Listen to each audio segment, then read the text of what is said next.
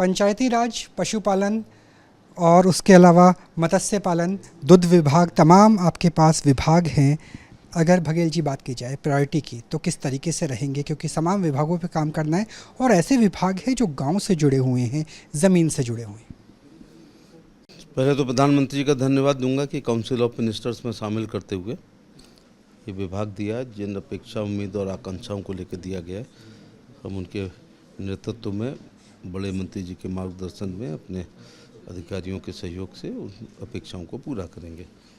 जहाँ तक पशुपालन, मत्स्य और दुग्ध विकास और पंचायती राज्य का मामला है, प्रधानमंत्री जी की बहुत दिली इच्छा है कि इस देश के किसानों की आय दुगनी हो जाए। आय खेती से हो रही होती तो हम लोग सब अरबपति होते, लेकिन उन्होंने ड्रिप इरिगेशन की सब्सिडी देके, स्प्रिंकलर इरिगेशन की सब्सिडी देके, नैनो यूरिया, नैनो डीएपी और एमएसपी बढ़ाई और फसल बीमा किया, किसान सम्मान निधि दे करके किसानों की आय को दुगना किया। लेकिन मैं समझता हूँ कि किसानों की आय को दुगना करने का कारण, किसान ना हो तो भी दुगना कर सकते हैं आम आदमी भी, पशुपालन के द्वारा, मछली पालन के द्वारा, मुर्गी पालन के द्वारा।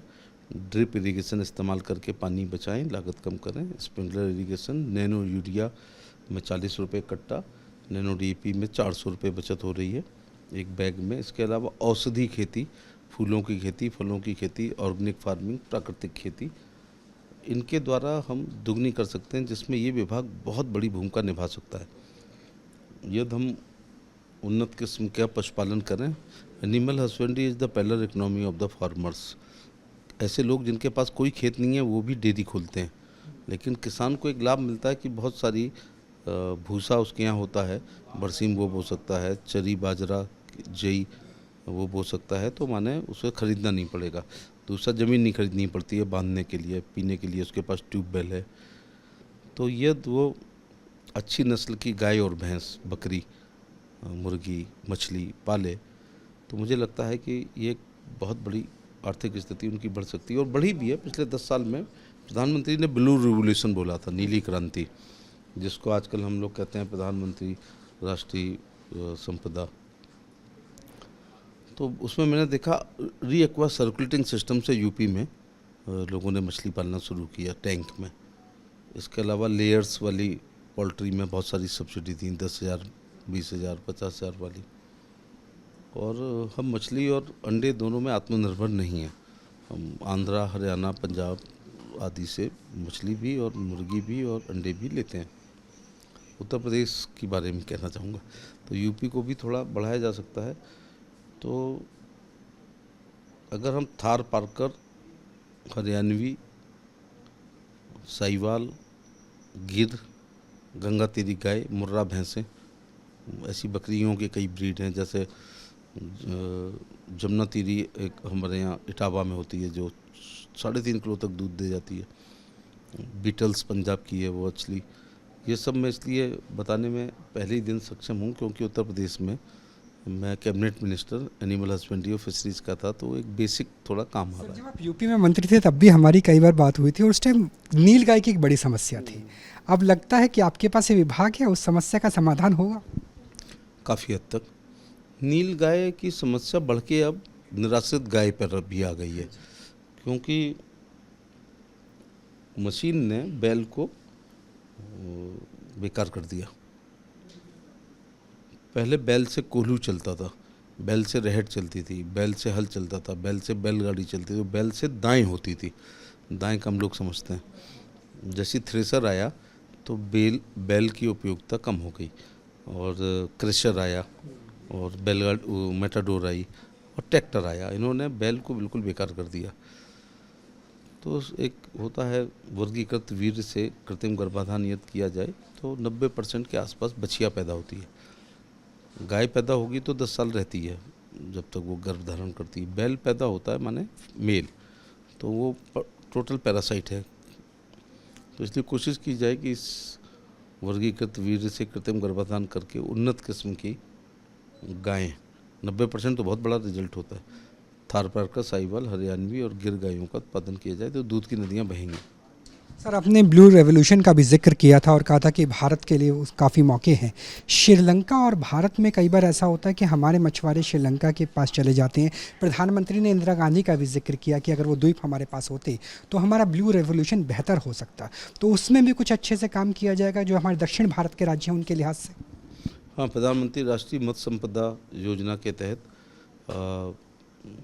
केज फिशिंग भी हो रही है, पक्के टैंक्स में भी हो रही है, तालाबों में भी हो रही है, कच्चे में, वाटर बॉडीज़ में।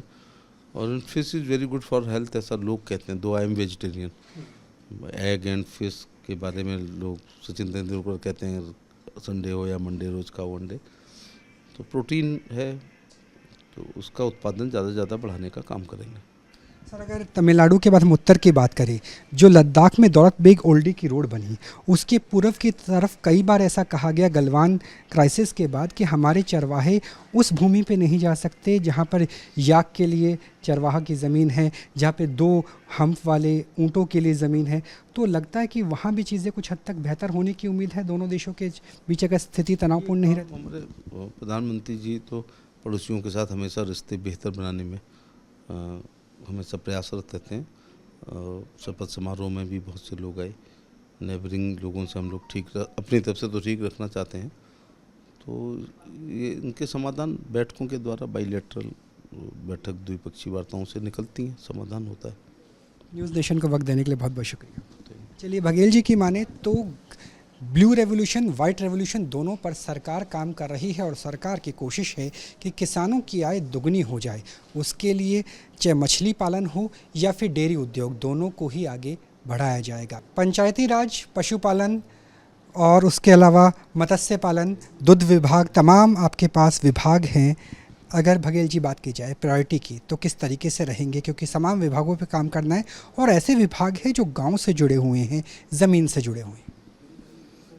पहले तो प्रधानमंत्री जी का धन्यवाद दूंगा कि काउंसिल ऑफ मिनिस्टर्स में शामिल करते हुए ये विभाग दिया है। जिन अपेक्षा, उम्मीद और आकांक्षाओं को लेकर दिया गया है, हम उनके नेतृत्व में, बड़े मंत्री जी के मार्गदर्शन में, अपने अधिकारियों के सहयोग से उन अपेक्षाओं को पूरा करेंगे। जहाँ तक पशुपालन, मत्स्य और दुग्ध विकास और पंचायती राज्य का मामला है, प्रधानमंत्री जी की बहुत दिली इच्छा है कि इस देश के किसानों की आय दुगनी हो जाए। आय खेती से हो रही होती तो हम लोग सब अरबपति होते, लेकिन उन्होंने ड्रिप इरिगेशन की सब्सिडी देके, स्प्रिंकलर इरिगेशन की सब्सिडी देके, नैनो यूरिया, नैनो डीएपी और एमएसपी बढ़ाई और फसल बीमा किया, किसान सम्मान निधि दे करके किसानों की आय को दुगना किया। लेकिन मैं समझता हूँ कि किसानों की आय को दुगना करने का कारण, किसान ना हो तो भी दुगना कर सकते हैं आम आदमी भी, पशुपालन के द्वारा, मछली पालन के द्वारा, मुर्गी पालन के द्वारा। ड्रिप इरिगेशन इस्तेमाल करके पानी बचाएं, लागत कम करें। स्प्रिंकलर इरिगेशन, नैनो यूरिया में 40 रुपये कट्टा, नैनो डीएपी में 400 रुपये बचत हो रही है एक बैग में। इसके अलावा औषधि खेती, फूलों की खेती, फलों की खेती, ऑर्गेनिक फार्मिंग, प्राकृतिक खेती, इनके द्वारा हम दुगनी कर सकते हैं, जिसमें ये विभाग बहुत बड़ी भूमिका निभा सकता है। यदि हम उन्नत किस्म का पशुपालन करें, animal husbandry is the pillar economy of the farmers. ऐसे लोग जिनके पास कोई खेत नहीं है वो भी डेयरी खोलते हैं, लेकिन किसान को एक लाभ मिलता है कि बहुत सारी भूसा उसके यहाँ होता है, बरसीम वो बो सकता है, चरी, बाजरा, जई वो बो सकता है, तो माने उसे ख़रीदना नहीं पड़ेगा। दूसरा, ज़मीन नहीं खरीदनी पड़ती है बांधने के लिए, पीने के लिए उसके पास ट्यूबवेल है। तो यदि वो अच्छी नस्ल की गाय और भैंस, बकरी, मुर्गी, मछली पाले, तो मुझे लगता है कि ये एक बहुत बड़ी आर्थिक स्थिति उनकी बढ़ सकती है और बढ़ी भी है। पिछले 10 साल में प्रधानमंत्री ने ब्लू रिवोल्यूशन बोला था, नीली क्रांति, जिसको आजकल हम लोग कहते हैं प्रधानमंत्री राष्ट्रीय संपदा। तो उसमें मैंने देखा रीएक्वा सर्कुलेटिंग सिस्टम से यूपी में लोगों ने मछली पालना शुरू किया टैंक में। इसके अलावा लेयर्स वाली पोल्ट्री में बहुत सारी सब्सिडी थी, 10,000, 20,000, 50,000 वाली। और हम मछली और अंडे दोनों में आत्मनिर्भर नहीं हैं। हम आंध्रा, हरियाणा, पंजाब आदि से मछली भी और मुर्गी भी और अंडे भी लेते हैं। उत्तर प्रदेश के बारे में कहना चाहूँगा, तो यूपी को भी थोड़ा बढ़ाया जा सकता है। तो अगर हम थार पारकर, हरियाणवी, साहिवाल, गिर, गंगा तेरी गाय, मुर्रा भैंसें, ऐसी बकरियों के कई ब्रीड हैं। जैसे जमुना तीरी एक हमारे यहाँ इटावा में होती है जो 3.5 किलो तक दूध दे जाती है। बीटल्स पंजाब की है वो एक्चुअली। ये सब मैं इसलिए बताने में पहले ही दिन सक्षम हूँ क्योंकि उत्तर प्रदेश में मैं कैबिनेट मिनिस्टर एनिमल हस्बेंड्री और फिशरीज का था, तो एक बेसिक थोड़ा काम आ रहा है। जब आप यूपी में मंत्री थे तब भी हमारी कई बार बात हुई थी और उस टाइम नीलगाय की एक बड़ी समस्या थी। अब लगता है कि आपके पास ये विभाग है, उस समस्या का समाधान होगा? काफ़ी हद तक नील गाय की समस्या बढ़ के अब निराश्रित गाय पर भी आ गई है, क्योंकि मशीन ने बैल को बेकार कर दिया। पहले बैल से कोल्हू चलता था, बैल से रहट चलती थी, बैल से हल चलता था, बैल से बैलगाड़ी चलती थी, बैल से दाएं होती थी। दाएं कम लोग समझते हैं। जैसी थ्रेसर आया तो बैल की उपयोगिता कम हो गई और क्रेशर आया और बैलगाड़ी मेटाडोर आई और ट्रैक्टर आया। इन्होंने बैल को बिल्कुल बेकार कर दिया। तो एक होता है वर्गीकृत वीर्य से कृत्रिम गर्भाधान यदि किया जाए तो 90% के आसपास बछिया पैदा होती है। गाय पैदा होगी तो 10 साल रहती है जब तक वो गर्भ धारण करती है। बैल पैदा होता है माने मेल, तो वो टोटल पैरासाइट है। तो इसलिए कोशिश की जाए कि इस वर्गीकृत वीर्य से कृत्रिम गर्भाधान करके उन्नत किस्म की गायें, 90% तो बहुत बड़ा रिजल्ट होता है, थार पारकर, साहिवाल, हरियाणवी और गिर गायों का उत्पादन किया जाए तो दूध की नदियाँ बहेंगी। सर, आपने ब्लू रेवोल्यूशन का भी जिक्र किया था और कहा था कि भारत के लिए उस काफ़ी मौके हैं। श्रीलंका और भारत में कई बार ऐसा होता है कि हमारे मछुआरे श्रीलंका के पास चले जाते हैं। प्रधानमंत्री ने इंदिरा गांधी का भी जिक्र किया कि अगर वो द्वीप हमारे पास होते तो हमारा ब्लू रेवोल्यूशन बेहतर हो सकता। तो उसमें भी कुछ अच्छे से काम किया जाएगा जो हमारे दक्षिण भारत के राज्य हैं उनके लिहाज से?